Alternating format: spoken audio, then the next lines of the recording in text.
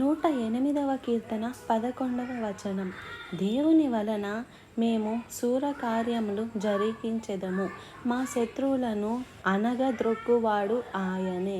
దావీదు మహారాజు రాసిన కీర్తనలో ఒక అద్భుతమైన అంశం ఇది. దేవుని వలన మేము శూరకార్యములు జరిగించెదము. ఇంగ్లీష్లో వాలియంట్లీ అనే పదం వాడారు. శూరకార్యము అన్న చోట వాలియంట్లీ అనే పదం అక్కడ వాడబడింది. దానికి హిబ్రూలో కయిల్ అనే పదాన్ని వాడారు. కయిల్ అనే పదానికి తెలుగులో మనం అర్థాలు చెప్పుకోవాలంటే డూ థింగ్స్ విత్ కరేజ్, ధైర్యముతో దేవుని కార్యాలు జరిగిస్తాము. మైటీలీ, పవర్ఫుల్, శక్తివంతమైన కార్యాలు జరిగిస్తాము అని వాటికి అర్థంగా మనం చెప్పుకోవచ్చు. దేవుని వలన ఆ మాట లేకుండా గనక, దేవుని వలన అనే పదం లేకుండా మేము శూర కార్యాలు చేస్తాము, మేము గొప్ప కార్యాలు చేస్తాము, మేము శక్తిగల కార్యాలు చేస్తాము అంటే మన వల్ల జరిగే పని కాదు. క్రైస్తవ జీవితం అనేది ఒక ఇండిపెండెంట్ లైఫ్ కాదు. క్రైస్తవ జీవితం ఇండిపెండెంట్ లైఫా? ఖచ్చితంగా కాదు. It's all about depending upon God. దేవుని మీద ఆధారపడే జీవితం క్రైస్తవ జీవితం.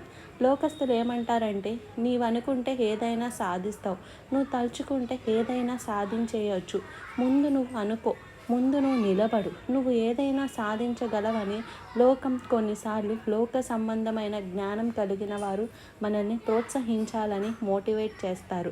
కానీ క్రైస్తవ జీవితం అలాంటిది కాదు. కోర్స్ మనకి సెల్ఫ్ కాన్ఫిడెన్స్ ఉండాలి, మనం ఏదైనా చేయగలము అన్న కాన్ఫిడెన్స్ ఉండటం తప్పు కాదు. కానీ దానికి మనం జత చేయాల్సిన మాట ఏంటో తెలుసా? ఇది దేవుని వలన మాత్రమే సాధ్యమైనది. మనం ఏదైనా సాధించగలుగుతున్నాము అంటే అది ఎవరి ద్వారా సాధ్యము? దేవుని ద్వారా మాత్రమే సాధ్యము. ఈ విషయాన్ని గుర్తుపెట్టుకోండి. దేవుని వలన మేము శూర కార్యాలు జరిగిస్తాము. బైబిల్ గ్రంథంలో ఎన్నో చోట్ల ఈ మాటను చూస్తూ ఉంటారు. దేవుని చేతిలో బలంగా వాడబడిన ఏ వ్యక్తి అయినా, దేవుని కొరకు నమ్మకంగా జీవించిన ఏ వ్యక్తి అయినా, లేదా దేవుని చేతిలో అసాధారణ కార్యాలు జరిగించిన ఏ గొప్ప వ్యక్తి అయినా మీరు చూడండి, వారు ఎప్పుడూ కూడా నా శక్తి వలన, నా జ్ఞానం వలన, నా సామర్థ్యం వలన ఈ కార్యం జరిగిందని ఎప్పుడూ చెప్పలేదు. అందరూ చెప్పిన మాట ఏంటంటే దేవుని వలన, దేవుని చేత, దేవుని ద్వారా ఈ కార్యం జరిగిందని వారందరూ కూడా ఒప్పుకోక తప్పలేదు.